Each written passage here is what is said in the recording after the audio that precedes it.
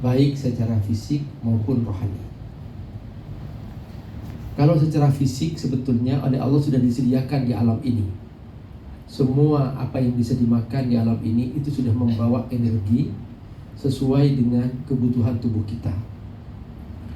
Makanya kalau kita bicara tentang karbo, kolesterol, apa semua itu kan ada di makanan kita. Ada protein, bahkan di buah-buahan ada protein, kemudian di daging-dagingan itu ada protein. Jadi Allah sediakan kebutuhan fisik kita. Untuk menjaga manusia secara rohani, oleh Allah diutus nabi-nabi. Nabi pertama langsung Nabi Adam alaihissalam sekaligus Rasul. Dan Nabi Adam dikasih anak oleh Allah subhanahu wa ta'ala, kembar-kembar, laki perempuan, laki perempuan, laki perempuan. Dan syariat Nabi Adam ketika itu masih boleh menikah antara saudara kandung, ya, tapi tidak boleh menikah saudara kembar. Itu saja syariatnya. Nah, dari situ kita mengenal konflik antara Qabil dan Habil hanya karena masalah kecantikan aja gitu. Jadi saudari Qabil ini cantik banget, sementara saudari Habil kurang cantik. Secara syariat Qabil harus menikah dengan saudari kembarnya Habil. Habil harus menikah dengan saudari kembarnya Qabil. Qabil nggak mau karena dia kebagian yang kurang cantik. Dari situlah asal muasal konflik pertama dalam sejarah manusia, yang kemudian berakhir dengan sebuah pembunuhan, di mana Qabil langsung membunuh Habil. Itu puncaknya. Tapi sebelum terjadi pembunuhan ini, Nabi Adam ketika itu ingin berangkat haji. Hajinya di Mekah. Makanya ada riwayat mengatakan ma min nabiyyin illa waqad hajja. Semua nabi sudah pergi haji. Nah, dari sini kita paham bahwa Ka'bah yang ada di Mekah itu bukan dibangun sejak Nabi Ibrahim alaihissalam. Tapi bangunan Ka'bah itu sudah Allah bangun pertama-tama. Inna awwala baiti wudi'a lin-nas lalladzi Bakkah. Jadi rumah pertama di muka bumi itu yang Allah bangun ya Ka'bah itu. Makanya semua nabi pergi haji.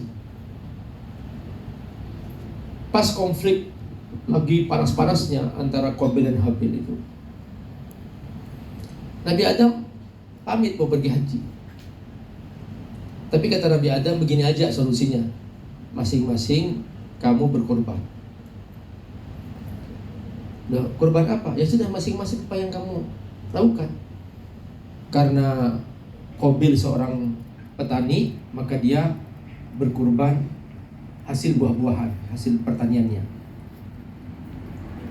Kalau Habil seorang pengembala, maka dia berkorban dombanya.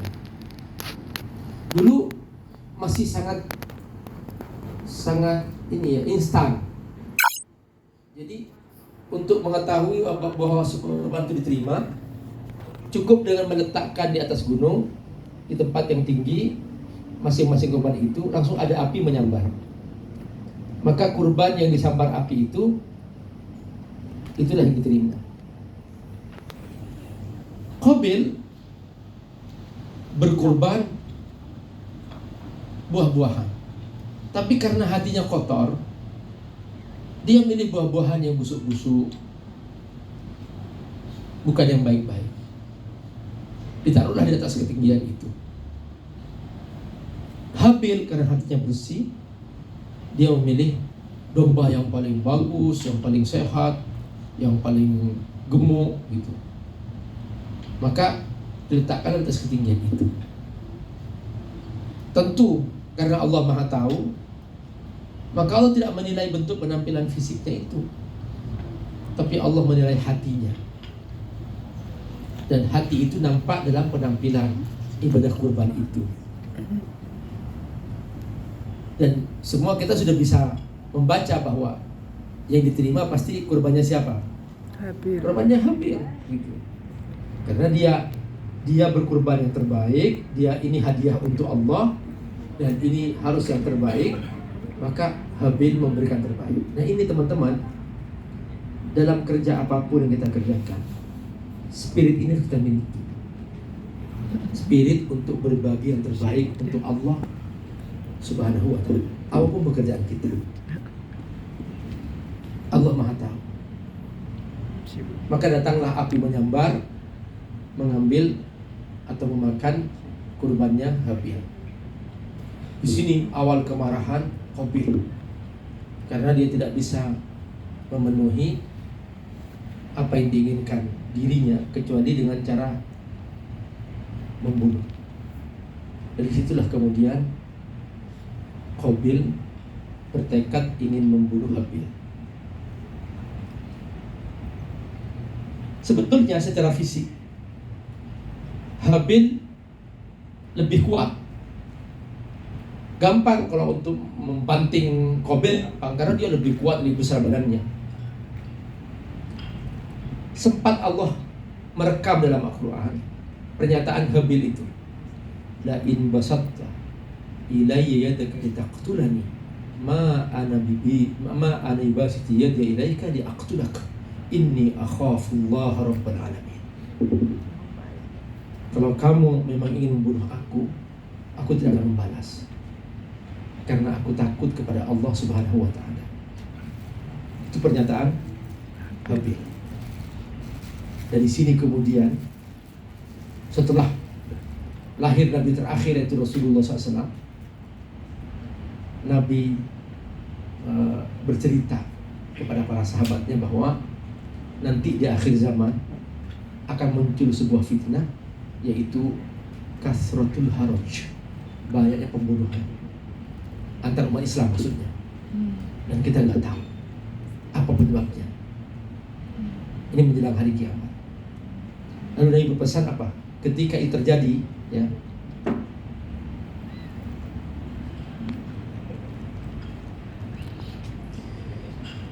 kalau itu terjadi, kata Nabi, kun ka ahadi ibnai Adam, jadilah kamu seperti salah satu anak Nabi Adam, yaitu jadilah kamu seperti Habil. Ketika terjadi fitnah saling membunuh antara umat Islam, maka kamu jadilah seperti Habil, berkata, aku tidak akan membalas karena ini fitnah, cuma fitnah, dan aku takut kepada Allah Subhanahu wa ta'ala. Tapi yang menarik di sini apa, teman-teman? Adalah hajinya Nabi Adam alaihissalam, bahwa kerinduan kepada tanah suci itu adalah kerinduan semua insan. Itu fitrah manusia, dan kita semua ingin ke sana. Dan saya mungkin bisa dikatakan sudah lebih 100 kali sudah pergi umrah, ya. Haji sudah mungkin puluhan kali, ya. Tapi nggak pernah bosan gitu. Dan tetap aja air mata menetes di situ, dan tetap rindu ke sana. Bayangkan coba gimana saudara-saudara kita yang mereka itu setiap hari bersujud di depan Allah Subhanahu wa ta'ala, menghadap Ka'bah, menghadap kiblat, dan mereka rindu itu.